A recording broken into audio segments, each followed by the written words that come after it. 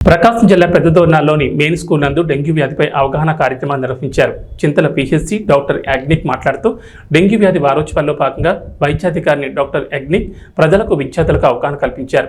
Dengue వ్యాధిపై అవగాహన కల్పించారు. Dengue వ్యాధి టైగర్ దోమ వల్ల వస్తుందని, జ్వరం, తలనొప్పి, చలి, కళ్ళు ఎర్రబడ్డం వంటి లక్షణాలతో పాటు రక్త కణాలు తగ్గిపోతాయన్నారు. ప్రతి శుక్రవారం డ్రై డే పాటించాలని కోరారు. ఈ కార్యక్రమంలో మండల పరిషత్ అభివృద్ధి అధికారి ఎం నాసరెడ్డి, ఎంఈఓ మస్తాన్ నాయక్, మలేరియా సత్యనారాయణ రెడ్డి, అంగన్వాడీ టీచర్లు, ఆశా వర్కర్లు పాల్గొన్నారు. మనం తయారు చేయాలి, అది ఎవరి చేతిలో ఉంది? అది మన చేతిలోనే ఉంది. మీరు ఇంటికి వెళ్ళిన తర్వాత మీ ఇంట్లో తొట్లు కానీ లేకపోతే డ్రమ్ములు కానీ పరిశీలన చేయండి. దాంట్లో లార్వా కానీ లేకపోతే పేప కానీ ఏమైనా ఉందో మీరు చూడండి. చెడుతున్న పురుగులు ఉంటే వాటి ఉన్నప్పుడు మీరు ఏం చేయాలంటే మీరు తల్లిదండ్రులకు తెలియజేయాలి.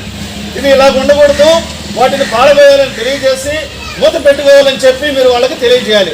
అలాగే తెలియజేస్తే మనము దోమల వల్ల వచ్చే వ్యాధుల నుంచి రక్షించబడతాం. అలాగే చేద్దామా? నేను చెప్తాను, 2 స్లోగన్ చెప్పండి. ఒకటి, దోమలు పుట్టకూడదు, మూసివేసుకోవాలి. ఈ యొక్క డెంగ్యూ కలిగించే దోమ పగటి పూటే పుడుతుంది. ఎప్పుడు కొడుతుంది? పగటి పూటే కొడుతుంది. కాబట్టి 6 గంటలకల్లా మనం తలుపులు వేయాలి. ఉదయం 6 గంటలకల్లా తలుపులు ఓపెన్ చేసి ఉండాలి. లోపలికి వెలుతురు రావాలి. లోపలికి వెలుతురు వచ్చినప్పుడు ఆ దోమ వెలుతురులో ఉండదండి. ఆ డెంగ్యూ కారకమైనటువంటి దోమ ఏం చేస్తుందంటే చీకట్లోనే ఉంటుంది. కాబట్టి ఆ దోమలు కొట్టకుండా ఉండాలంటే మనం పండుకునేటప్పుడు ఏం చేయాలంటే, పెద్దవారు ఏం చేయాలి, మగవారు ఫుల్ హ్యాండ్స్ ధరించాలి. ఏం ధరించాలి? మనం షర్ట్లు లేకుండా, పిల్లలు కానీ షర్ట్లు లేకుండా ఏం లేకుండా అలా పండుకోకూడదు. ఫుల్ హ్యాండ్స్ ధరించాలి. అలా పండుకుంటే దోమలు కొట్టకుండా ఉంటాయి.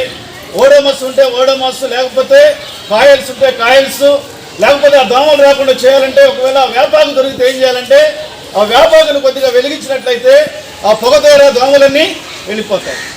ఇలాగ మనం చేసి ఫ్రైడే డ్రై డే పాటించినట్లయితే ఈ దోమల వల్ల వచ్చే వ్యాధులు, ఏ విధమైన వ్యాధులు కూడా మనల్ని ఏమీ చేయవు. అలాగే చేసుకోవాలి.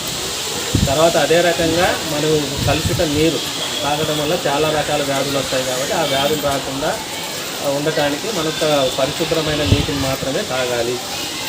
అదేవిధంగా చాలా రకాల వ్యాధులు నీరు నిల్వ ఉండటం వల్ల, ఇందాక సార్ చెప్పారు, మనకి టైర్స్లో నీరు నిల్వ ఉండటం వల్ల కానివ్వండి, కొబ్బరి బొండాలలో, గ్లాసులలో నీరు నిల్వ ఉండటం వల్ల అక్కడ దోమలు పెరిగే అవకాశాలు ఉంటాయి. లార్వాలు పెరిగి దోమగా తయారయ్యే అవకాశాలు ఉంటాయి. అందువల్ల సాధ్యమైనంత వరకు ఆ నీటిని నిల్వ లేకుండా ఎప్పటికప్పుడు క్లీన్ చేయాలి, పారబోసేయాలి. అందువల్ల ఆ దోమలు పెరగకుండా ఉండడానికి అవకాశాలు ఉంటాయి. ఇవన్నీ కూడా ఎప్పటికప్పుడు పాటించాలి. అలా పాటిస్తేనే మనం ఆరోగ్యవంతంగా ఉంటాం. చాలా రకాల వ్యాధులు నివారించడానికి ఒక అవకాశంగా ఉంటుంది. అందరు చేస్తారా? అందరు హ్యాండ్ వాష్ చేసుకుంటున్నారా?